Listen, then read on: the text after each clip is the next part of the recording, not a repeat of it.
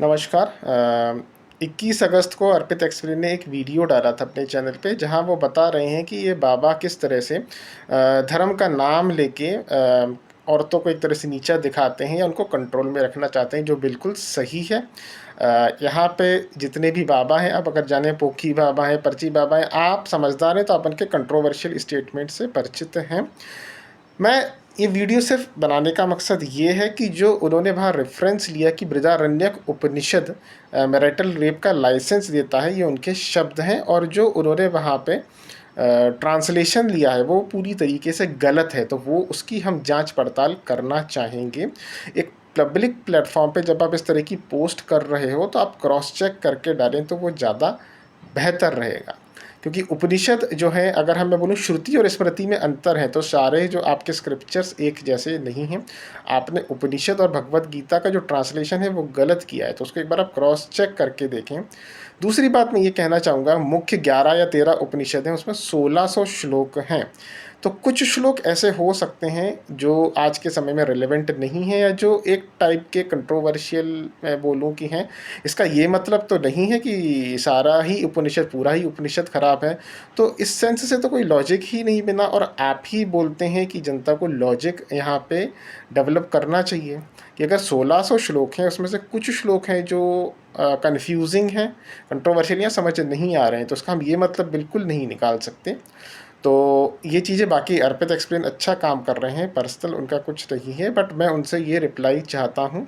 एक चीज़ ये है कि हाँ, कुछ ही श्लोक अगर आपको दिख रहे हैं जो आप चुन के ला रहे हैं, और आप फिर पूरा उपनिषद पे नाम लगा रहे हैं, ये कहाँ का लॉजिक है। दूसरी चीज़, जब आपने यहाँ पे ट्रांसलेशन डाला, आपको क्रॉस चेक करना चाहिए, क्योंकि ये वाइड पब्लिक तक जाता है तो उसका एक बहुत ही नेगेटिव इम्पैक्ट पड़ता है। तो उम्मीद है आप इसको देखेंगे और आप यहाँ पे अपना एक ओपिनियन, अपना पॉइंट रखेंगे। तो हम स्क्रीन पे चल के ये सब डिस्कस करते हैं, एक बार देखते हैं कि ट्रांसलेशन सही है या गलत है, और कैसे हमको देखना होता है। चलिए।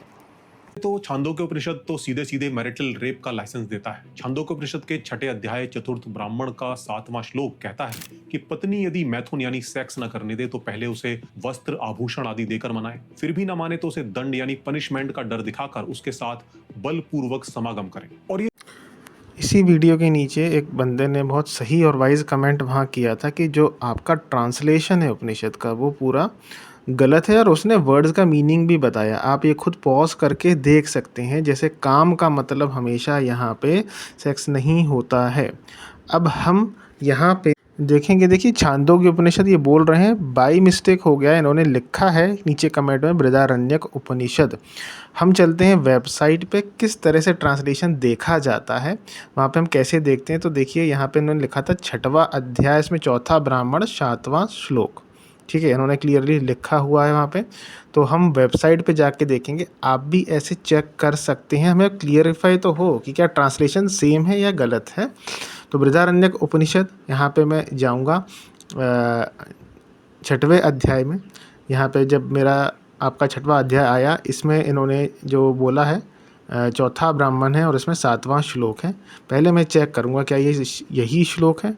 तो मैंने देखा कि जब श्लोक की बात आई, हाँ तो ये यही श्लोक है। आप देखो लास्ट वाला जो मैच कर रहा है। इसका अब मैं ट्रांसलेशन चेक करूँगा, बहुत सिंपल है। आप गूगल ट्रांसलेटर यूज़ कर लीजिए, या आप कोई भी ऐप यूज़ कर सकते हैं, और यहाँ पे भी देखिए ट्रांसलेशन लिखा है। बट देखिए ट्रांसलेशन वेरी कर सकता है ना। तो यहाँ पे भी यही चीज़ लिखी है कुछ टाइप की।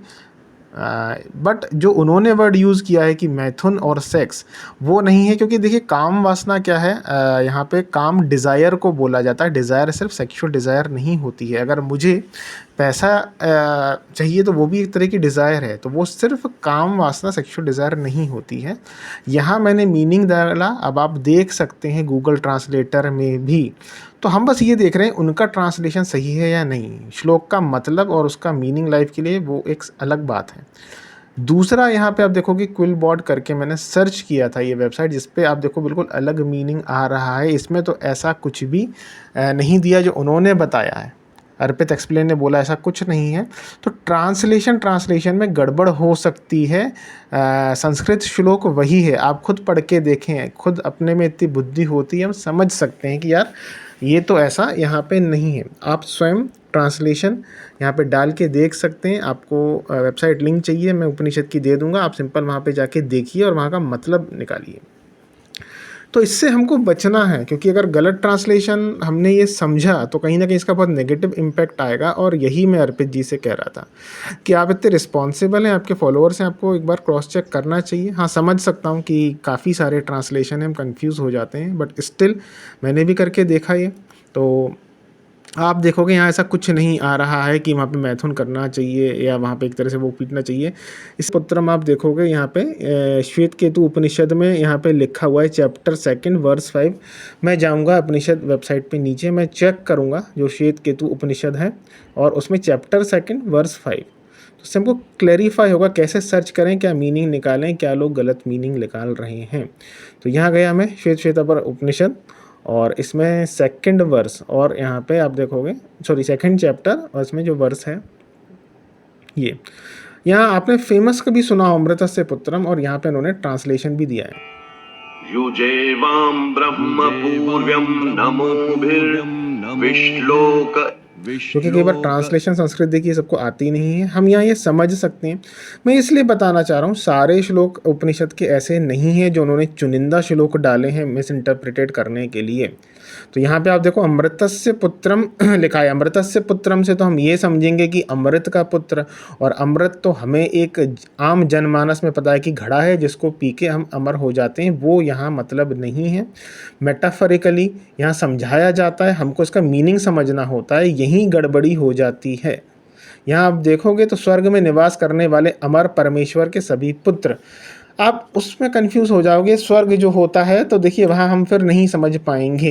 एक अमरता का मतलब मैंने कोई एक लिक्विड एलिक्सर पी के अमर हो गया शरीर से, वो नहीं है। अमरता का मतलब immortal and unlimited, humans are unlimited.